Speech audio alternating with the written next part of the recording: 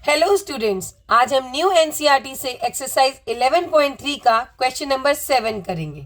Question number 7, a right triangle ABC with sides 5 centimeter, 12 centimeter and 13 centimeter is revolved around the side 12 centimeter. Find the volume of the solid so obtained. तो एक triangle है हमारे पास ABC जिसकी sides है 5 centimetre, 12 centimetre and 13 centimetre. जो सबसे बड़ी side है वो हमारा हाइपोटेन्यूज होता है। ये राइट ट्राइंगल है। अब इसको जब हमने रिवॉल्व किया, घुमाया, तो घुमाने पर क्या होगा? ये एक कोण प्रतीत होगा हमें। तो जब हम इसे हमें घुमाना है 12 सेंटीमीटर से, यहाँ से, तो इस तरह से घुमाने पर हमें एक कोण बनेगा जो इसकी हाइट हो जाएगी 12 सेंटीमीटर और जो नीचे है वो हमारा 5 सेंटीमीटर का रेडियस बन गया। ये कुछ इस तरह का कोण आपको नजर आएगा, इमेजिनरी बनेगा जो इसको ट्राइंगल को घुमाने से। तो इस क्वेश्चन में हमें डायरेक्टली हाइट और रेडियस नहीं बोला गया, जो कि हमने खुद निकाला कि इसकी हाइट बन गई जिस साइड से हमने इसे घुमाना शुरू किया, जहाँ से। तो h हो गया हमारे पास 12 सेंटीमीटर और r हो गया जो नीचे का बेस है वो बनेगा हमारा 5 सेंटीमीटर। तो रेडियस हो गया 5 सेंटीमीटर। आपसे बोला है वॉल्यूम, तो ये कौन बनेगा? तो volume of cone is 1/3 pi r square h।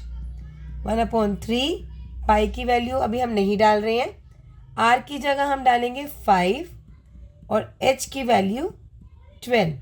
तो ये क्रॉस हो गया 3 से 12, 3 4 ज़ा 12, 5 इंटू 5 25, 25, 25 इंटू 4 100, 100 पाई।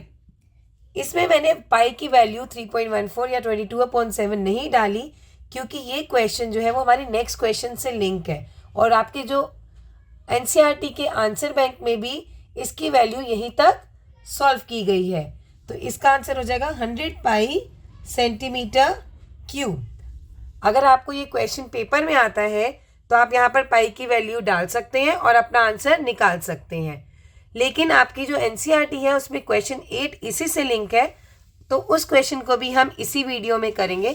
क्वेश्चन नंबर 8 है, if the triangle ABC in the question 7 above is revolved around the side 5 centimetre, then find the volume of the solid so obtain.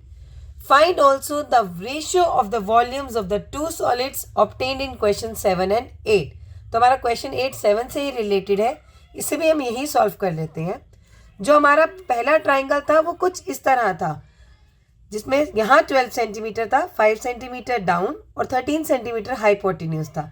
अब इसको triangle को हमने रिवॉल्व किया 5 सेंटीमीटर की साइड से, तो अब हमारा 5 सेंटीमीटर इस तरह से बन गया। तो ये हमारा ट्राइंगल कुछ इस तरह से बनेगा। तो अब हमारा इससे क्या बनेगा? कोण। या हम इसको नीचे भी इस तरह से भी लिख सकते हैं, रख सकते हैं। अब हमारी हाइट बन गई 5 सेंटीमीटर और रेडियस बन जाएगा 12 सेंटीमीटर, क्योंकि हम इसे 5 सेंटीमीटर से रिवॉल्व करने वाले हैं। तो ये बना हमारी फिगर इस तरह से। इसमें हमारा रेडियस आ जाएगा, ये इसमें हमारा रेडियस आ गया 12 सेंटीमीटर और हाइट हो जाएगी 5 सेंटीमीटर। तो अब इसकी वॉल्यूम निकालेंगे हम। Volume of cone, formula 1/3 pi r square h। Values put कीजिए, पाई की जगह पाई रहने देते हैं। r की वैल्यू हो गई हमारी 12 सेंटीमीटर, तो 12 का स्क्वायर, और h की वैल्यू इस बार हो गई 5 सेंटीमीटर, क्योंकि हमने 5 सेंटीमीटर से इसे रोटेट किया, रिवॉल्व किया है। तो 3 से 12 कट गया 4, 4 5 ज़ा 20, 20 इंटू 12 240। तो इसकी वैल्यू आ गई 240 पाई सेंटीमीटर क्यूब। अब आपको इस प्रश्न में पूछा गया है ratio of volumes of two solids obtain in question 7 and 8। Question 7 में इसकी वैल्यू निकली थी 100 पाई और क्वेश्चन 8 में वैल्यू निकली है 240 पाई। तो पहले हमें क्वेश्चन 7 की निकाली थी, इसीलिए पहले हम वॉल्यूम ऑफ फर्स्ट कोन लिखेंगे। और इसकी रेशियो निकालनी है हमें वॉल्यूम ऑफ सेकेंड कोन, जब हमने इसे 5 सेंटीमीटर से रोटेट किया था। तो फर्स्ट कॉन में आकी थी वैल्यू 100 पाई, सेकेंड में आई थी 240 पाई। अब इसे सॉल्व करते हैं। पाई से पाई कैंसिल हो गया, 0 से 0 कट हो गया। अब ये 5 के टेबल 2 के टेबल में जा रहा है। 2 5 ज़ा 10, 2 12 ज़ा, तो आपकी रेशियो आ गई 5:12। अगर हम इसे ध्यान से देखें तो वॉल्यूम ऑफ कोन की रेशियो जो है वो रेडियस पे डिपेंड हो रही है। फर्स्ट कोन में हमारा रेडियस 5 सेंटीमीटर था और सेकेंड कोन में हमारा रेडियस 12 सेंटीमीटर था।